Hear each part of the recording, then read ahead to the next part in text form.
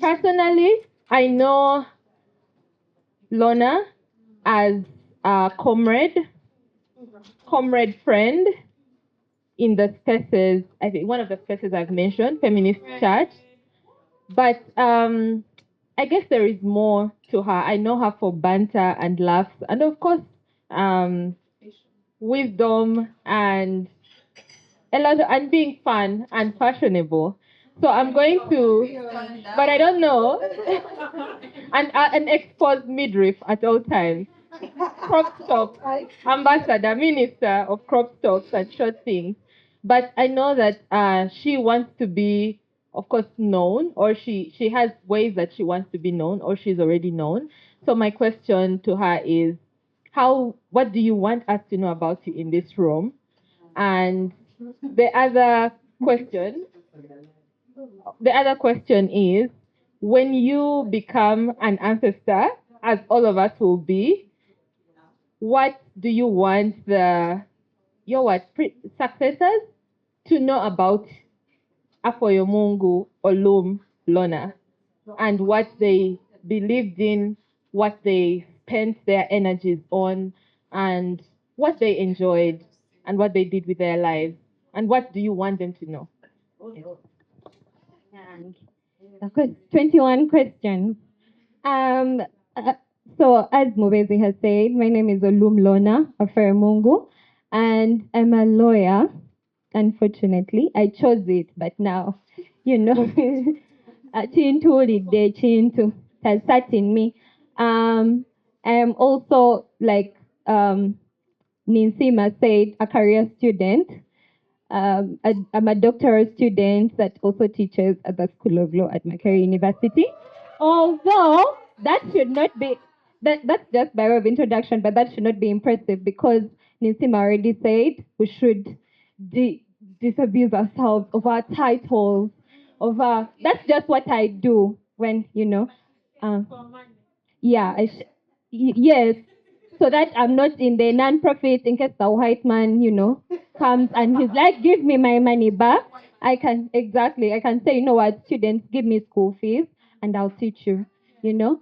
So what do I want? That's such a deep question that I haven't thought about. But I think what I do currently with my younger relatives, especially my little cousins, my niece, I have a niece now. I think what I've taught them, the other day my niece was telling me, so I am child free and married. And so my cousin came to live with me. She's at the university, she's at Moobs. And then she was talking about it in passing. I think it had never crossed her mind. And she's like, you sleep all the time. Like on Saturdays, on Sundays, I'm just sleeping. I'm never outside my house. And so I was like, yeah, because I don't have kids. I don't have to. I don't have to do things that I don't want to do. And so I think what I want to be remembered for is the aunt that just did what she wanted. She slept when she needed to. She went out when she needed to. So I took her to the club on Saturday, got her drunk, supervised drinking. Yeah, I want to be that. I want to be that aunt that, yeah, you can do it if you want to. If you want to be a married woman, I support the heterosexuals. I'm always a bridesmaid, like multifaceted, multi-hyphenated auntie that did a PhD because yeah, knowledge is cool and fun. If you decide to have a child, I will babysit. I offer babysitting services all the time. My niece is always at my house, and so I want to be that kind of person that gives, that is in community, even with my older relatives. I come from the northern part of the country where I realized most of my aunties got married before they were 18, and so now they're in their 50s, and some of them have never drunk like a beer. So I took. And my family has most of my relatives, like the people I'm related to, are men. So my dad has very many brothers. He has like two sisters and thousands of brothers, and then male cousins. So all the women that come in are the girls that got married really young. And so one time I took them out to the club. And they were like, what should we wear? And I was in a really short skirt. Like Mubeezi said, I'm known for showing the midriff and like wearing short things. And so she's like, what should we wear? I told her, just wear whatever you want, but we're going to get drunk. And so for me, it's just to show them, expose them, but also to, like, there's more to life. You know, what I've learned is that patriarchy robs women of a lot of experiences. And so someone is 50 years old, they've never seen the inside of a club, they've been in this really sheltered life. And so for me, I want to be known as that relative that, yeah. I love it. I love the idea of an ancestor who will be called upon to, stir up the enjoyment. Yes, to turn, they'll be, I think, pouring a lot of libation for you because of the life you have lived. I love the vision. So today we are going to talk about a subject that is not so far from, I think, what you have just explained about how you want to be remembered. And the subject will be visions of a decolonial feminist future.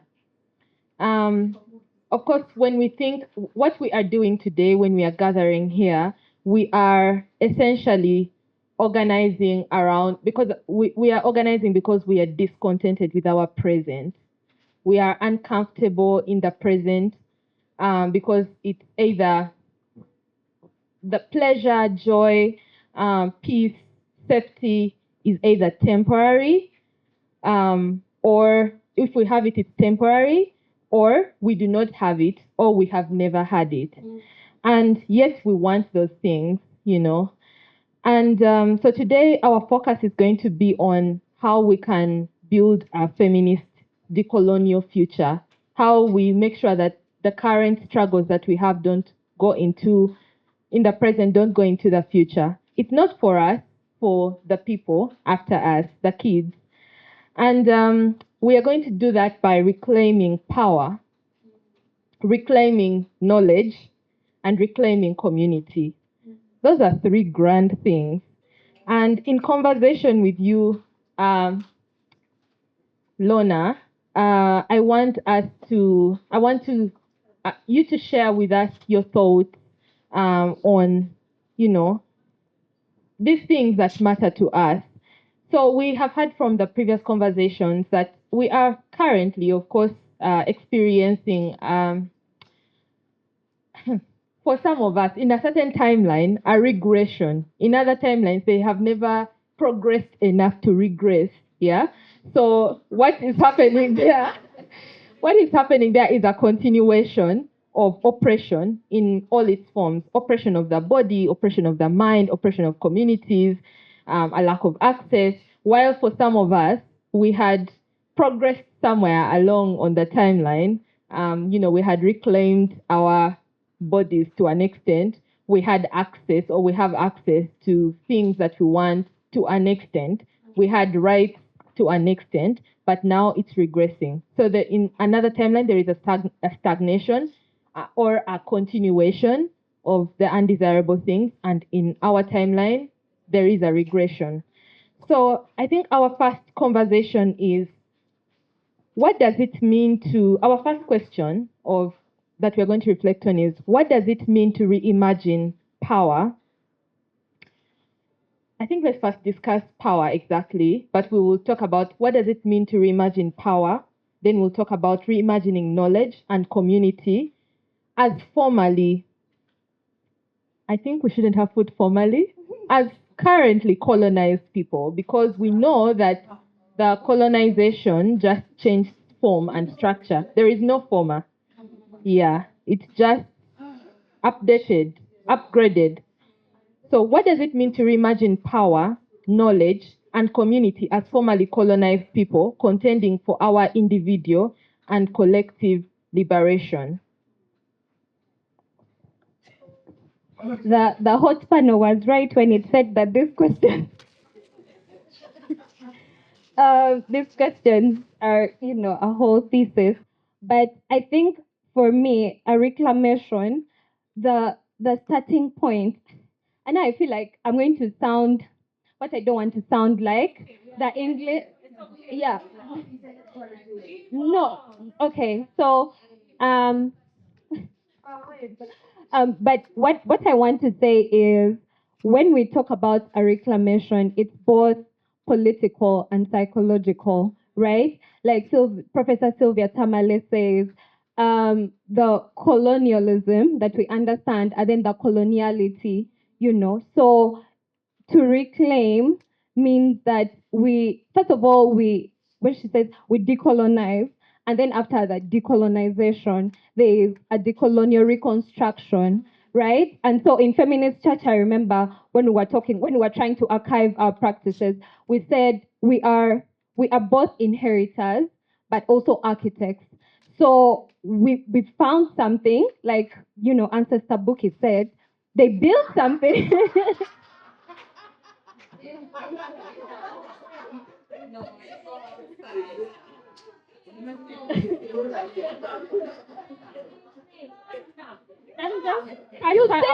You say to build. Yeah. It's like intergenerational. So I'm talking about that now.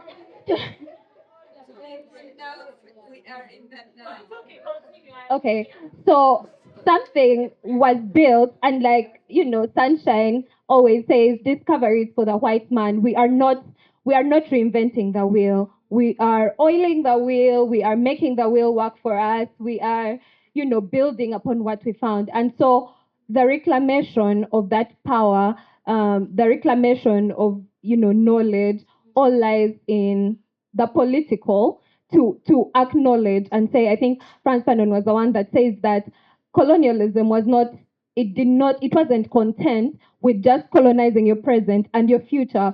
So, the ancestors were colonized in their present, but it has continued to us. But that wasn't enough for colonialism. It also, he says, it goes into your head, your brain, and takes out all the form and the content.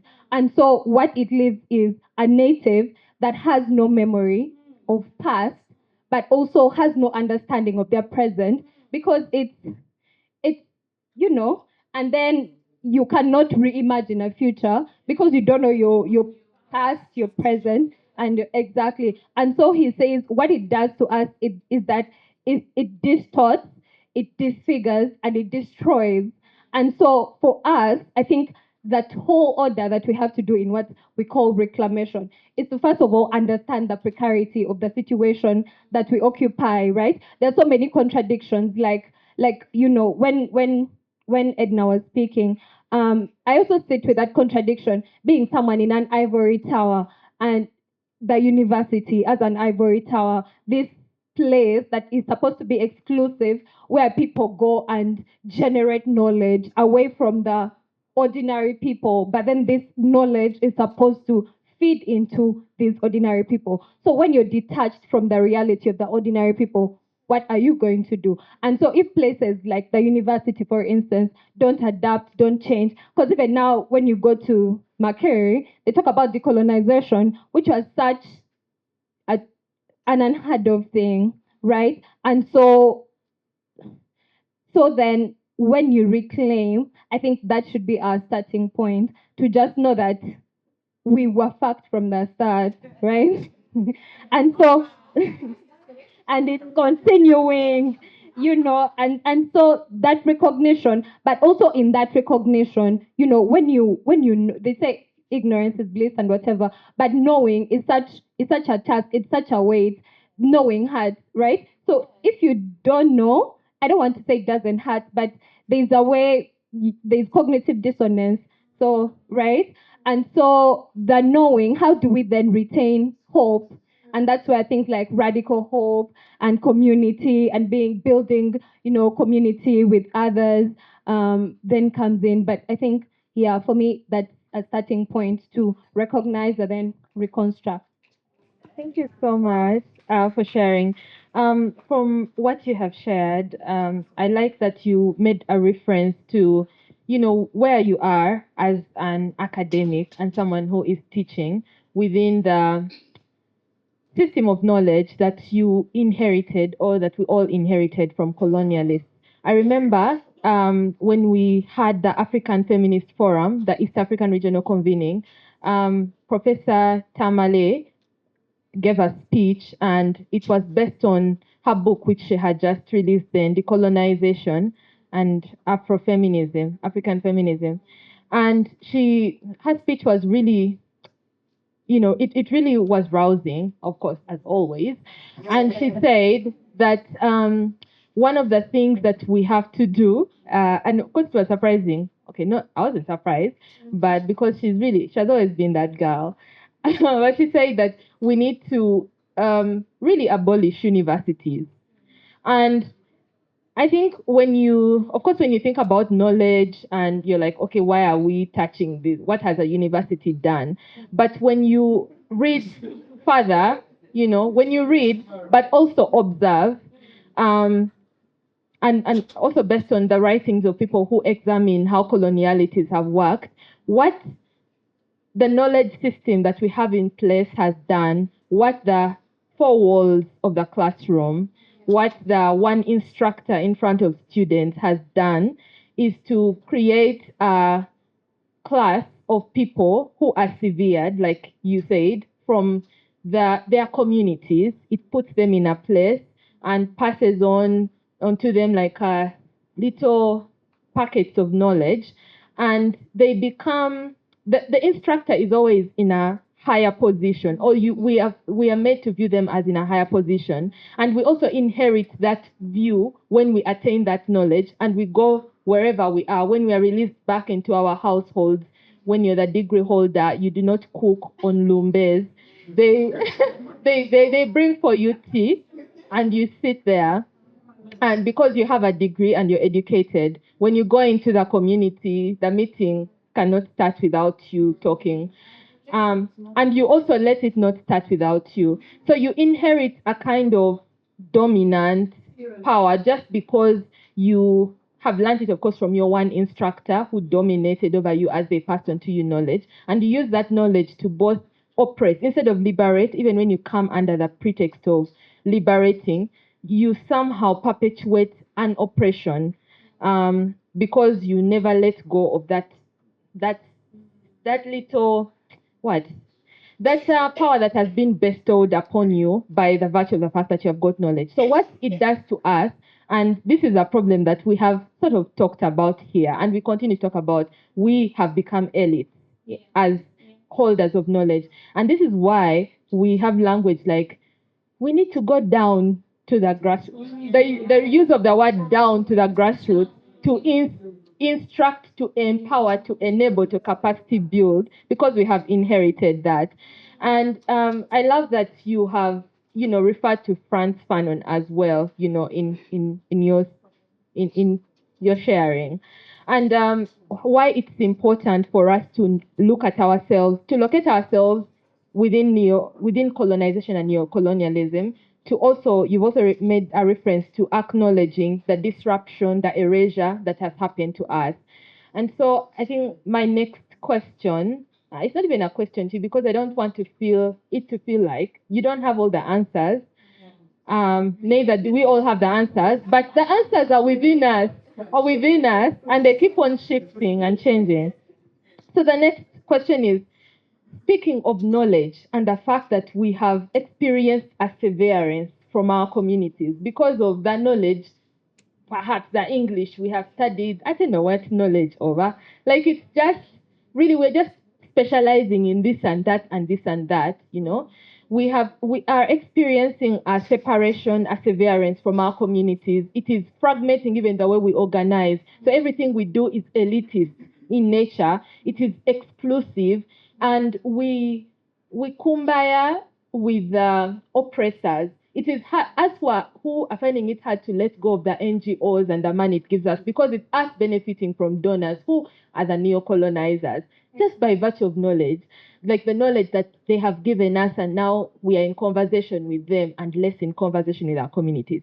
So our question is, how can we as African people, women, marginalized groups, gender non-conforming persons, reclaim control over our knowledge production and intellectual labor, especially in a globalized and upcoming and here digital economy? How can we reclaim this control over knowledge?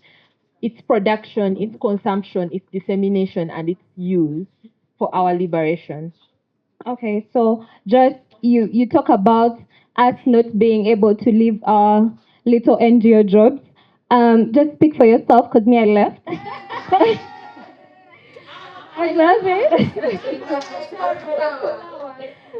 Well, from that was fine today during the fire, but for me also that decision to leave was political and personal, because first I was tired. I was exhausted from, those things of you have to do it all, make the money, but also have the 20 degrees because you're a black woman and like you have to, oh my God, I have a PhD, but like I also have some land and a house. Like, as I said, like what are we chasing? That constant need to self-improve. That capitalist consequence of I need to be better because now the children on LinkedIn are on their masters and now I need to be marketable because like I was just tired. And then the fact that Bukit spoke about these feminist organizations that are supposed to be the blueprint, a reimagining of what we want community to look like, but also falling short and by no fault of their own. So you have someone, I was working in feminist philanthropy. So then someone is earning $10,000 and they're giving out funds of $3,000, and then someone has to, change the whole of Karamoja with $3,000, which is not even half of their salary, right? And so for me, it was this I couldn't reconcile the fact that I was doing decolonization work, right? So I'd go and be like, we need to decolonize philanthropy. We cannot ask people to produce receipts for water because then, what is it called? I've even forgotten the term. Institutional philanthropy. It cascades down to the community. And I'm just like, feminist philanthropy? What is feminist Like, why? Like, behavior, feminist foreign policy. So call bichi, right? Like you just get anything, slap feminist on it, and then it's transformative, and I'm doing really great work. And so I just left because then and for me that was a rejection of the system. And I know we cannot reject the system in total because we have to live in it and survive in it and organize around it and camouflage it, but it's exhausting. Anyway, what the question was, okay. Yes. So I think the first thing, and I like Professor Tamale because she says Afrofeminism is not enough. In addition to Afrofeminism, we need African nationalism. We need all these things to come together because what we are fighting against is not only patriarchy; it's a capitalist system because it's all rooted mostly in political, economic, capitalism, right? And when Kwame Nkrumah in his book that ironically I always talk about this class struggles in Africa. So in the 1970s, Nkrumah was the enlightened Ghanaian who saw the light for all of Africa, and then he he liberates us. He writes a book, but then in the book on class struggles in Africa, first of all, the book, I think the first edition was published in the US behind a paywall, second edition by a UK publishing body, again behind a paywall, but I think now it's available. But in that book, when he draws the enemy of, African liberation, at the center of that enemy, like the center enemy, is capitalism. But then another enemy that he, connects to that is the African that word, he calls intelligentsia, the intellectual, what we call the elite, right? And now I feel like when we talk about the African intelligentsia, we remove ourselves and like, yeah, people go to, but we are the elites right now. And he says the enemy to the revolution, the enemy to proper African liberation is us, the intelligentsia, the ones with Western education. Yes, the one who sits, stuck in the middle, has this Western education, who, knows all these Western concepts, but cannot apply them to their context because there's a mismatch, there's a contradiction But then also in that contradiction sits the contradiction of, can a colonial education give me an anti-colonial understanding, right? Can I use the colonial language for anti-colonial? Like, there are things in there. Anyway, so I think the first thing for that reclamation is denouncing colonial intellectualism, because we are not that intelligent. We don't know anything. And I think the first panel spoke about people that live closest to the land, knowing, this indigenous knowledge. I think when we center that knowledge, but also understand that there are different forms of knowledge, I think with colonialism came the erasure of, Africa. And we keep saying these things, but I don't want to romanticize. I don't want to romanticize that era, but it's just an understanding and our expansion of knowledge. Who do we cite? For instance, we talk about citation politics. Who do we cite? Cite African women. But when you do the first Google search, the African women won't be there. And I know Sunshine, I think, had a project where she was making African women visible on, which is also, we can unpack that. but but then also understanding that what we are dealing with now, like you said, we're not in a post-colonial era. There is, digital colonization, because now to the AI. And for instance, someone who now works in the academia, I was reading something yesterday, an article someone wrote on, we are living in a post-literate society. And I was thinking about it right now, giving a university student coursework. There's so much you have to think about. Are they going to use AI? How are they using ethical use of AI? And it's just exhausting. Students will cite cases that are not there. Like, even how do we impart knowledge, right? In in a post literate society, we find trouble reading. What is it called? Our attention spans have reduced. I can only consume media in like little videos.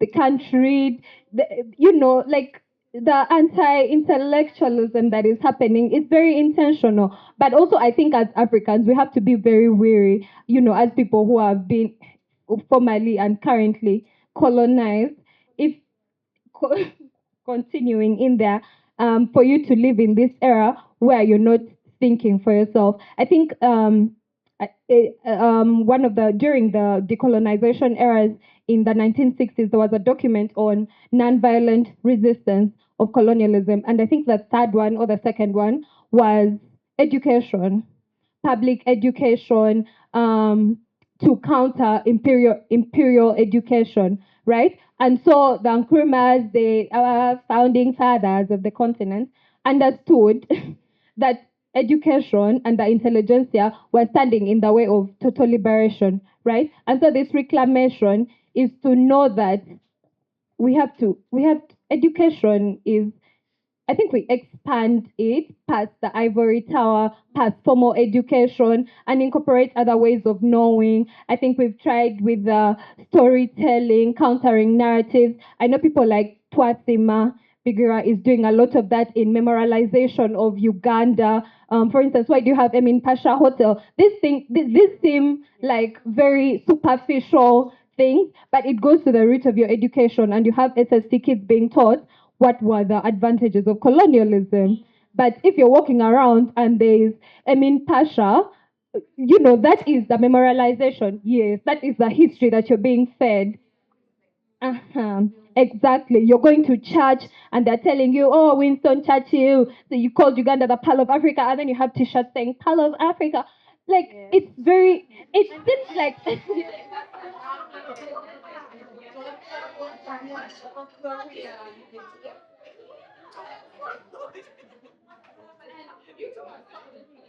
and like to understand that, when the Europeans were doing this expansion of their territory, when they find Ghana, then it's the Gold Coast, because then there's gold for them to mine. It's not a badge of honor that you're the Pearl of Africa. They're extracting, right? And so when you denounce colonial intellectualism, that's where it starts. It starts in education, non-violent things.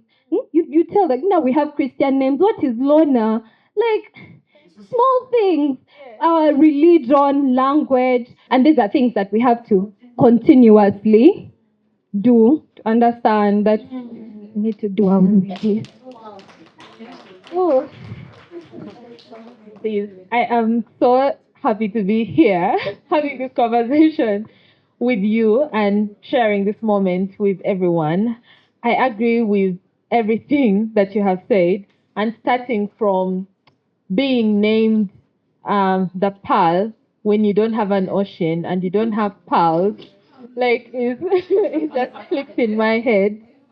Yes, and I really like what you have emphasized around knowledge reclamation personally, and how it can look superficial when you're trying to push back against these things.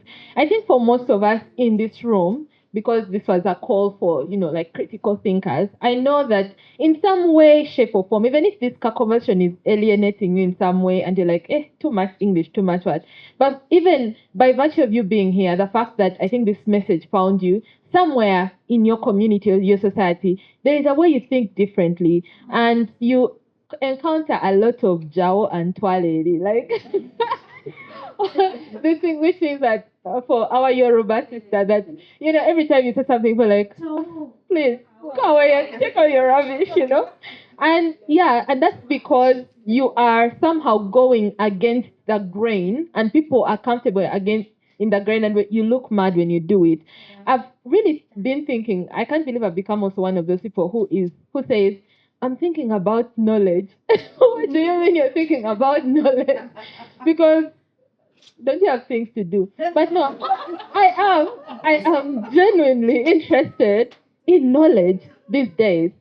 Its dissemination, it's it's absorption, it's dissemination, it's creation. Like, I am concerned with it, and I feel like I have monomania at this point, because when I'm in people's inboxes, I have long paragraphs. The other day my friend told me that, see how we are wasting papers and tests in a WhatsApp chat, and that's the truth. But I was also one of those people who was, I think, to reinforce what you have said, who has been pretty much well incorporated and panel beaten properly in the colonial education system, and that was to an extent a successful project. I mean, listen to my English, the books I am reading, and at first I was one of those people who was irritated by people who do not read. And I used to be one of those people who, someone talked about, I think Boki was saying, like, the problem is you don't read. I mean, I still say it, but I say it less, and it is changing the way I say it. Because as someone also who is interested in teaching, not, I think, within the classroom anymore, but within where I am. If I'm next to my mother, I have to tell her something, and she has to understand. If I'm next to a child, they must understand, something. And as someone who's interested in like knowledge, passing on knowledge, I have had to change the way I think about reading, and also destroy whatever notions I had about reading readers. And one of the things, like you mentioned, is, I think, re-examining how we see knowledge. And I've had to also understand that, like, examine how people consume knowledge. Because I realize there are people, if we are going to sit here and say, read, read, read, read, and reading is important. I will give you books, I will say read. But we live in an African continent where many of us, like the illiteracy levels are really high for different reasons, but mostly systemic reasons. Not all of us, the system has made it that not all of us will be educated. Otherwise, the system will crumble. So education has been commodified, it has been limited to a few. So when we tell people read, can people even read the languages in which these things are written? Even the languages they understand, is there material about the things that we are talking about? Do we have an analysis on capitalism and class in Luganda, like a book sitting there in Luganda or Lusoga or Lunyoli in these languages for us to tell people to read? So when we say read, who are we telling to read? Is it the urban few? Exactly, and I am not against I'm not against the instruction to read, but I think to to build or agree with Comrade Afoyomungu is that to reimagine how we consume knowledge. And for me, I think I have come to know that reading is not the only way of getting knowledge, and I've had to now understand how do people actually absorb knowledge. So people in my life, instead of telling them to read, I see someone does not read, like you'll be like, oh my god, I'm interested in this book. They're like, okay. I will realize that there is another way they consume knowledge, and it's not through opening a book. And so, as someone who wants to teach or who wants to share knowledge, I have to find the ways in which they consume this knowledge.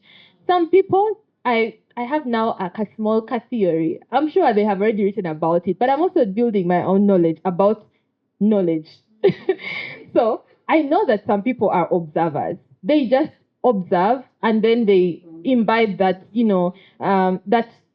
they see other people's experiences, they see their own experiences, and they build knowledge.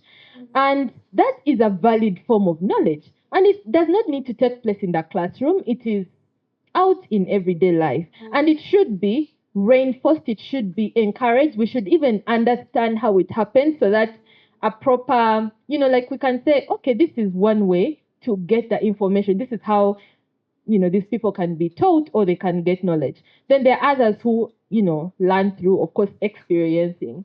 And their experiences, when they relay them, it's as eloquent as any other book. After all, books are written from experiences and observations and stuff. So I think understanding this and plus other forms, other ways of consuming knowledge is, I think, one step to how we can move away from the classroom and the four walls and the instruction to read, force it upon people who have no access to reading materials, who have no access to the languages in which reading materials are given, who have no access to schools, who even have no access to time, because all these things, reading is such an elite thing to do. If you are living life, let's say in a refugee camp, or you're surviving, there is no time except to survive. Are you never going to engage with knowledge? Does it mean that the knowledge process, the knowledge creation process, the knowledge sharing process ends? So for me, I know that we must, I think, turn away from the push towards the four walls of the classroom and all its, little assets of examinations and books as a form of decolonization and reclaiming knowledge.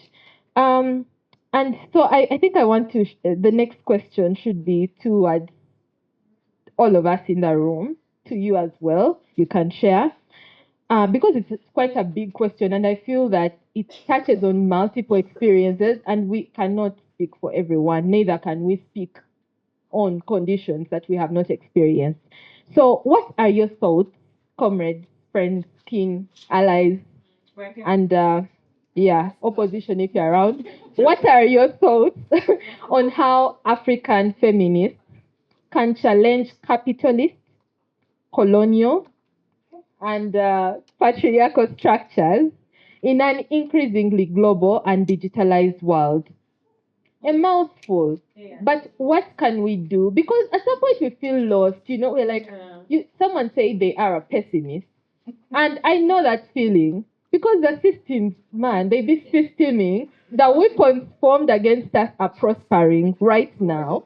But how can African feminists challenge these capitalist, colonial and patriarchal structures that are here?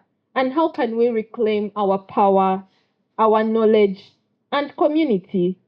Even as our oppressors seem to be emboldened and, it's just getting stronger by the day. So this is away because I know we love to talk. Let us not work in silos, because silos is no longer working. We need each other. We need each other wherever we go, whatever we do.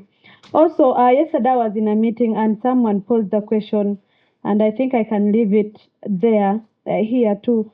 The question was, what is the feminist agenda?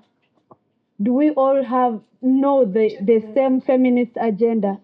Has it changed from way back to now?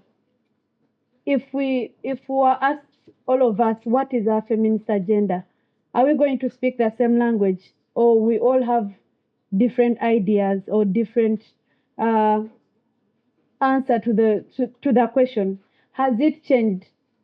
You know, so let us also make sure we know so that we can speak the same language. Thank you.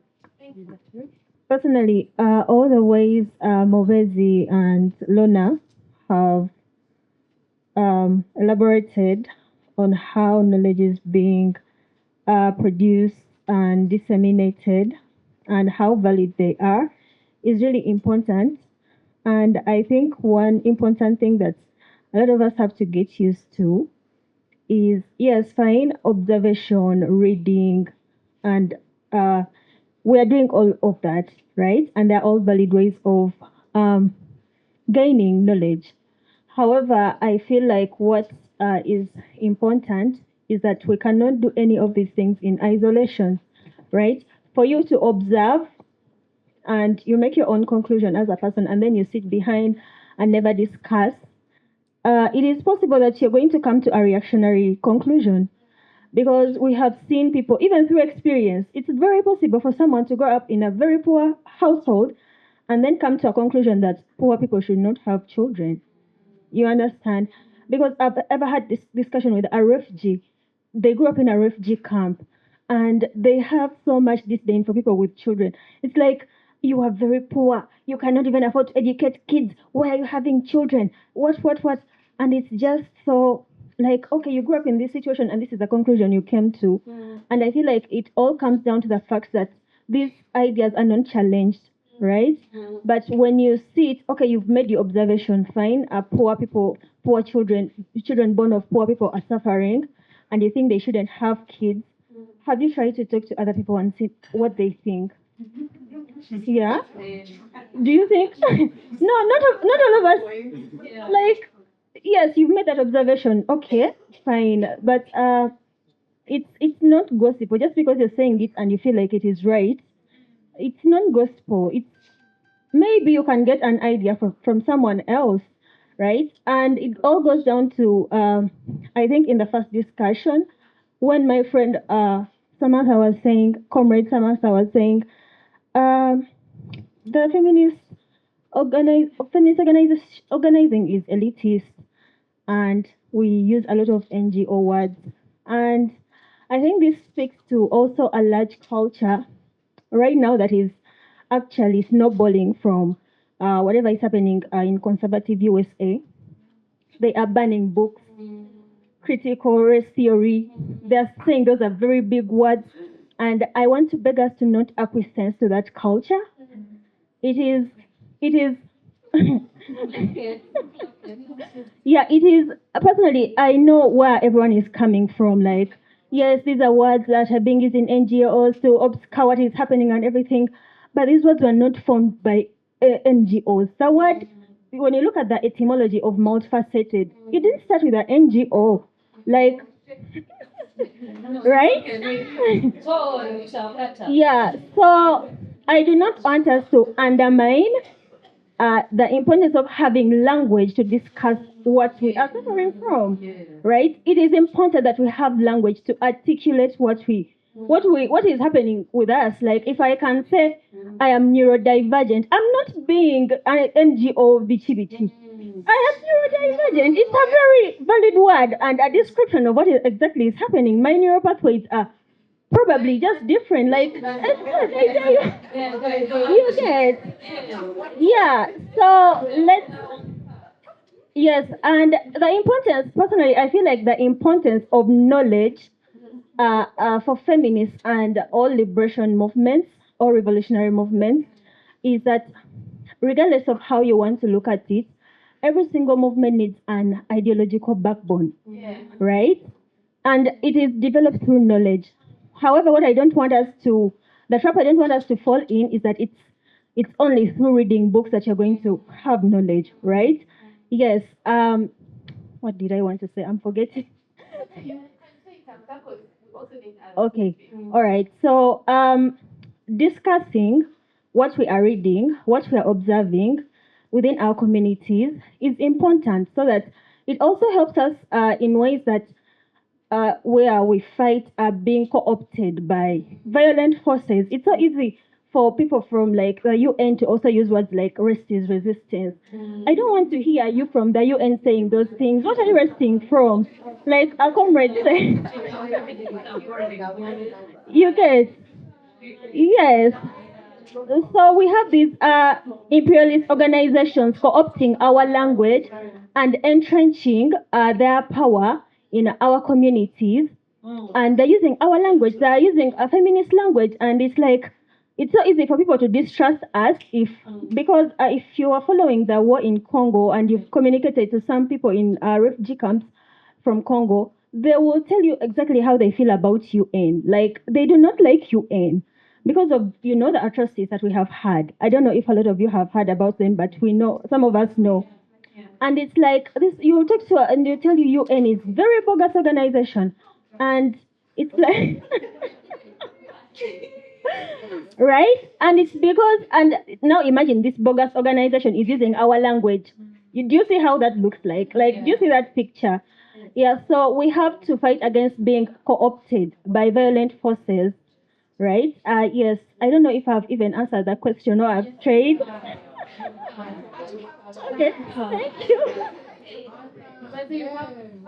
So yeah, the point I wanted to talk about is that when you are in like such spaces, people talk about like consciousness building. People are on like in grassroots, people on ground. We have to go and preach to the masses. But I feel like when we say that, we bring in this savior complex.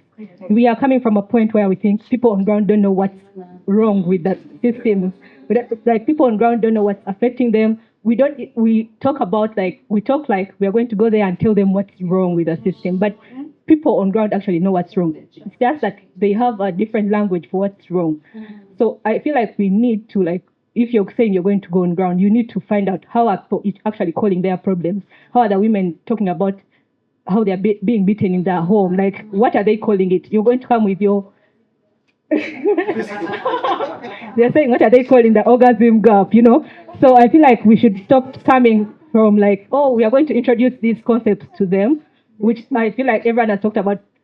Franz Fanon, the way he said that, we have to we learn from each other. You're not coming to serve anyone. You're not telling anyone that they are broke, that they are broke because the government is, causing this. They know that the government is not supporting them. They know they're unemployed because the government isn't supporting them. So I feel like we should take away from our language that thing of like, oh, we are coming to help you. We are coming to tell you what's wrong with the system. We should learn from the people. What do they call what's wrong with the system? Then we adopt from that. Then the other thing is that we talked about like different ways of learning, and I want to talk about how we should divest from being so permissive. So like people say, you learn from TikTok, you're learning from Twitter a lot, but we have to reclaim our time, because the more you spend time on TikTok, even if you're learning, your attention span is getting lost. So like you're losing as you think you're learning. So we need to find ways of learning that are not going to take away from us. Like read books, read hard copy books, yeah? Like you're learning, but you're not learning to the extent. No one is going to teach you in depth from TikTok what you're supposed to learn. So yeah, we should allow all ways of learning, but we should also be mindful. Yeah. You don't have to work with me because there's a lot going on. So I wanted a little clarity, on how there was a question involving how modern feminists can counter capitalism. Did it reach African? Oh, okay. I want to talk about a consumption culture as a whole and how it's very anti-feminist. And like, why do you feel like you need to own the iPhone 17 2 months after you got the iPhone 16? Especially with like what's happening with like our neighbors next door, or like, do you really need that other pair of shoes? Stuff like that before you fall for, let's say, TikTok advertisement, and you're going to leave your home area and go to like middle of town to do your lashes. Have you checked for in your neighborhood that could do that? Have you tried to support the women that you live around and stuff like that? Yeah. That's it. Also like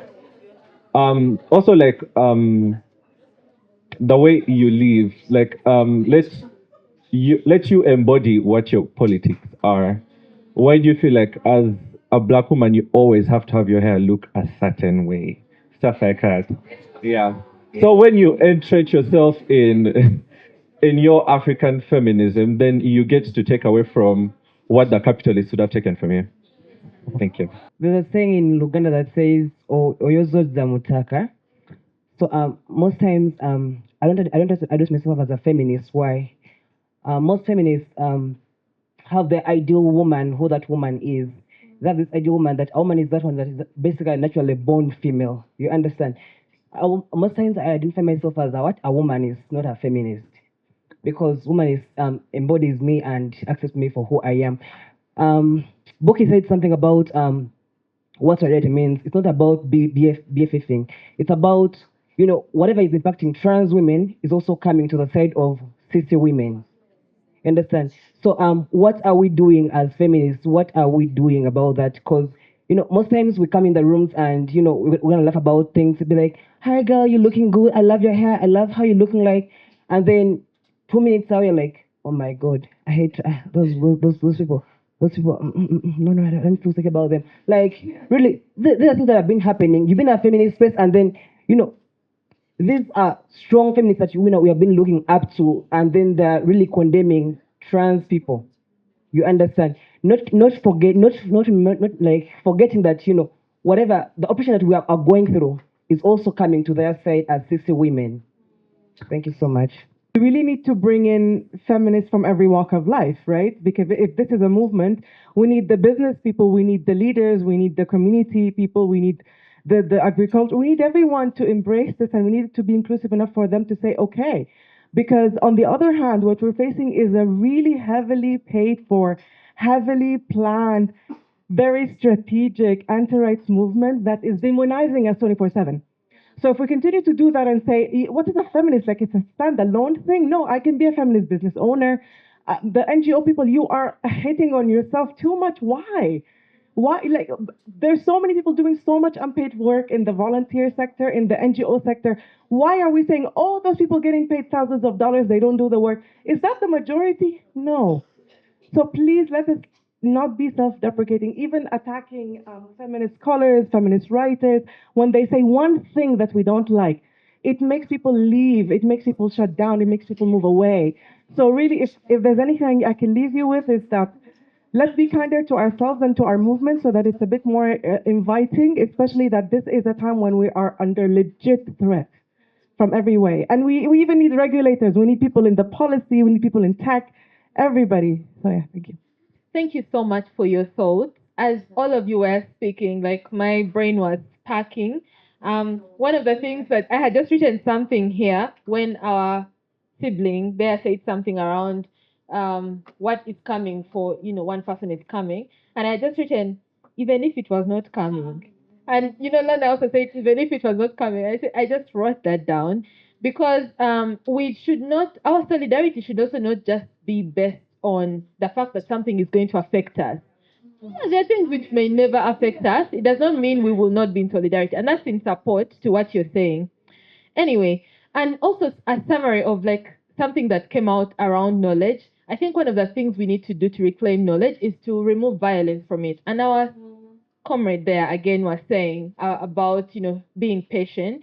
Bell Hooks writes about this. If you're going to teach, you should not do it in a violent way. Otherwise, you are, because what colonialism did with teaching or passing on knowledge, it was through forceful means. Most of us are scared of saying the wrong answer. We are intellectually dishonest because all our being wrong was punished. Being wrong meant you repeated a class, meant you're being shamed, meant you're being pulled away from a school, meant for us we used me in my school, let's make us carry cow dung for if you like in your bucket for showering. Like there's something so violent around it. So I think not Trinity College, another dungeon.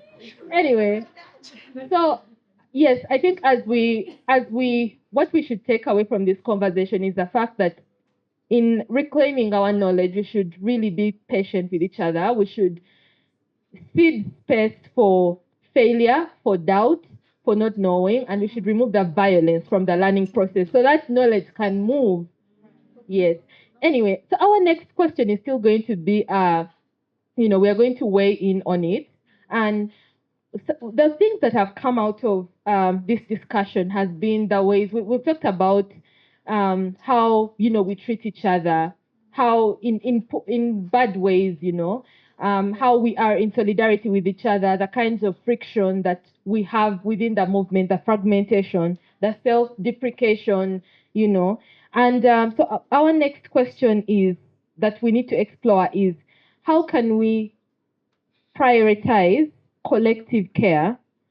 How can we prioritize healing or center it? How can healing be central to our organizing and movement? How can collective care be central to our organizing?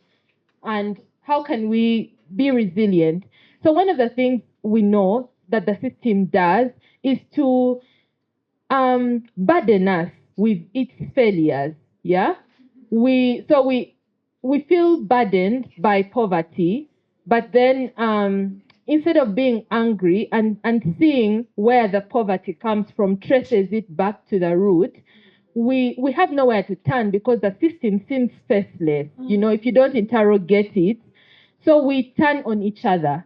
When the system burdens us with violence, the violence of the lack of access, instead of attacking the root, tracing where is that lack of access coming from, we attack each other and violate each other just to get access. All our anger, our frustration, the people nearest to us, our suffering comrades who are weak, who we know we can fight, go to war with, and win in a hand fist, are the ones who take the brunt of it. And this has caused such a fragmentation. It has made us fail to organize or even our movements to fall apart. So how can we turn away from turning onto each other? How can we channel our energies, our frustration, our anger onto the system and not each other? Would you like to weigh in first on collective care, on caring for each other? I can weigh in. Me, I have thoughts. Let me give my full thoughts, and then I give you guys. Yeah. No. I think you should actually talk. Yes, centering community care and healing in our as we build a movement. Yeah, I think all this, first of all, is rooted in the system that we exist in, which is capitalism. So even when you want to approach with care, the system sometimes doesn't allow, right? But also what you're talking about in terms of us seeing, so the average African feels Bill Gates is more relatable to them than a refugee, and yet we are always one election away from the refugee status. Exactly. And that is like a socialization of capitalism to say if you work hard, if you join the 5 a.m. club, you can also become a billionaire and you'll be a Taylor Swift and you'll take a private jet if you work. And so for us is I think we've done that very well with feminist church in just, mutual aid, potluck, like those small things that we do are actually rooted in healing justice also. Like we understand we have people living with chronic illnesses. I recently had surgery and these girls were coming to wash like my dishes at my house. It doesn't have to be, I think when we think of the economic system, which is capitalism, it seems like a very tall order for us. And when you think about it in a broad sense, it is a tall order. We are not going to topple it, in our lifetime. At least that one has, at least me, Bambi, it won't happen in my lifetime. But, but yeah, I think feminists, especially feminists in Uganda, and I would talk about what is it called, like a socialization of power. And I think once we do that, once we understand that we are our economic situation is so precarious that we are closer to being one medical bill away from abject proper poverty than Bill Gates, then it creates that sense of, it humanizes us and our struggles. And even when we exist in this system where we give our bodies, our bodies at a battlefield, you just sit the whole day, your eyes, your back, everything hard, so just paying the price with your body. Um,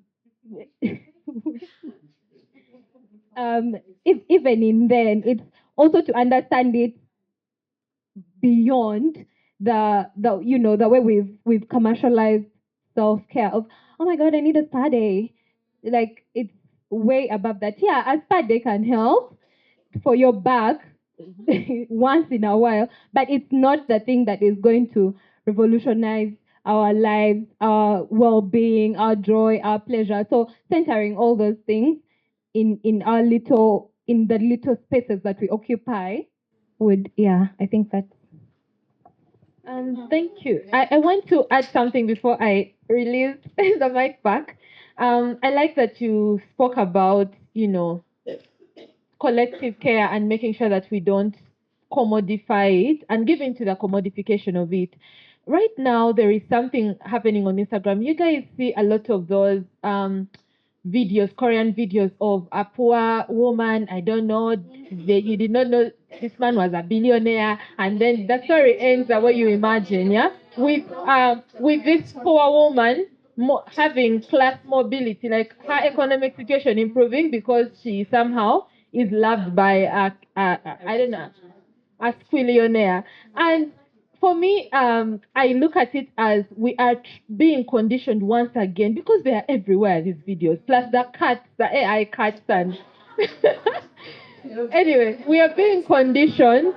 We are being conditioned right now to accept the status of billionaires as and to accept the status of a better life passing through, someone with money giving you that money, as we go into the far right movement. So for me, my contribution on care, because I know there is a lot of conversation that's going to happen, is that personally, I am really like being re-educated educated by the disability movement, but also like by, I don't know what to call it.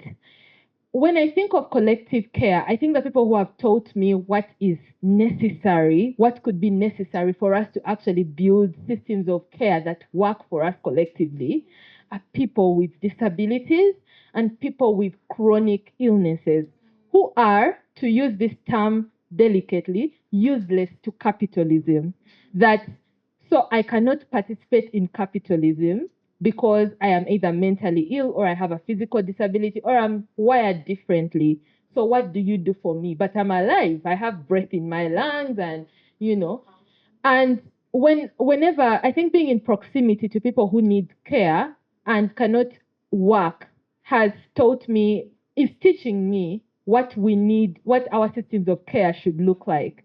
First, I have learned that none of us has the capacity to be in the permanent state of being a caregiver. And when we know that, when we know our limitations, then we know that care must change hands often. Because when care does not change hands, when we start to see one face as the permanent face of caregiving, and that's patriarchy for you, because women in patriarchy, poor people under capitalism are the permanent faces of caregiving, are the permanent custodians or askaris stationed in a place of caregiving. And that caregiving is burdensome to them, and it also in other ways renders them, leaves them with incapable of even operating in life. So care must exchange hands often. Caregivers must be taken care of, because when they are not, what they do is they get tired, they get frustrated, and they start abusing the people they are giving care to.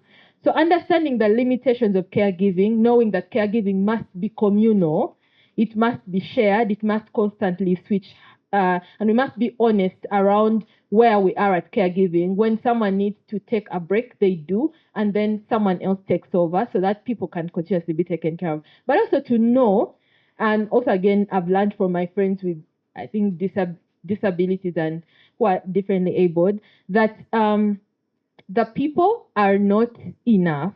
We are, under this system, we are not able to continuously be the ones to provide care that is supposed to be given by structures and institutions that are in existence. And when we say institutions, sometimes we say words over and over again until they're nonsense. You know, it's like saying your name to yourself until like, who am I? In the mirror, like you start disassociating. Sorry, this is not a therapy session. So, the institutions I'm talking about is, I think people with disabilities have told me why welfare is important, why health insurance is important, why access to basic needs must be like a given. In fact, for me, they have reinforced my socialist, communist, like understanding or even interest in studying, okay, what is communism and the sharing of basic resources and the basic resources being accessible. Because what makes caregiving also hard is the fact that it's under capitalism, that you're the same person who is also fighting to access these things, but now someone wholly needs your life, your time, and your energy to also access the very basic needs like food and I don't know, like shelter and things like that. So for me, I think as the feminist movement, we need to really look into disability access and justice, because when I think people with disabilities have access to things, our systems of care will be stronger and more permanent, because they'll be catering to people who they'll be centered on whether you are able to participate within this economic system or not, you're taken care of. And so all of us will be able to rest. And the last thing, yes, that is all. The mic can return. I think you tend to get used to achieving. It's like overachieving. And so when you come and start to fight the feminist fight and you feel like you're losing, then you start to blame something. Could be yourself, could be your friend, and not the system that is actually doing the wrong. And yet the system is very big. It's bigger than us all. So it's really tricky, and it's never going to be an easy fight to fight it. So I think it's very important for the feminist movement to acknowledge that they're doing a good job. They've done a great job. And the reason that the system is fighting back is because the job is well done. And so more can be done, and it will be an equally good job or even better. And then the second thing was about grassroots. We speak a lot about grassroots. What's the grassroots? Oh, grassroots, Chechi, like, oh, let's go down there. What is down there? Who is down there? Why do we assume? Why do we? Okay, yes. What's the foundation? Why do we assume that for us up here we are better? Maybe. Yes. Yeah. We are not at the root. We are the leaf, the branch, or something. So maybe we think we are the branch. I think it's very important to respect people, even when we feel like they're not the kind of people we are. I don't know how to put that. Or maybe we feel like, oh, these are people we are trying to save. We're not trying to save them. I noticed that because one time I had a conversation around intersex people deep down in Lilingi. That's in Tororo, by the way. It's like 2 hours away from Tororo. And we're having these conversations around intersex people. And I noticed these guys are looking, because we always think when you go to spaces like that, people are going to be extremely transphobic, homophobic, and all of that. And a lot of them were actually speaking about trans people. And they were speaking about the issue with so much grace because they have experienced this and they've worked a system of grace around themselves. Yeah. So I think when we speak grassroots, I think it's a bit condescending because we think we know better. Yeah. Okay. Thank you. Thanks. Just to say something about this thing, because I'm also at a space where we all keep saying the thing that we shouldn't say the thing. You say the thing. First of all, most of our countries are like 60% rural. So they're more than you. They will kick your ass. So just understand that in the fact that we should just be having conversations across. That's the thing. And one thing I want to read for you all, and I think it's important to mention, is that something Pumla, she's a South African writer, said was that, you know, as Black people, as Black women, we've always lived in a state of crisis, from colonialism to decolonization to all of those stuff. So crisis is a normal for us. So this thing of thinking that maybe the crisis will go away, it's not going to go away, which is why care is so important. But just going back to the heart of it, there's this quote for Amika Cabral that I use everywhere that I go. Always bear in mind that people are not fighting for ideas. for the things in anyone's head. They're fighting to win material benefits, to live better, in peace, to see their lives go forward, and to guarantee the future of their children. So I hope one of the things we live here with is that it's not that feminism is an ideology, is that one, it is a tool for us to be able to fight for material benefits for ourselves and for others. And so no matter how much talking, you can talk from now to heaven. It's beautiful, I love it, it's great. But nobody is fighting for your ideas, my babies. No. So unless you are in that material struggle, which is what would then break this thing where we're talking about grassroots, because if you realize that you too are grassroots, because the day you stop getting a salary, you will be grassroots. Yeah, you know, it's the truth. Like we are all like just because they are speaking the word, we're all grassroots. Absolutely. Do you yeah, just you are buying land, you're building things, we're all it. So can we just focus on the material struggle as well as we take care of each other? That's it. Thank you. Thank you so much, Buki. And thank you, all of you, for bringing yourselves, for first of all showing up. Thank you. Thank you. Yes, thank you for bringing yourselves to this space. Thank you for sharing. I love me, a feminist, gathering.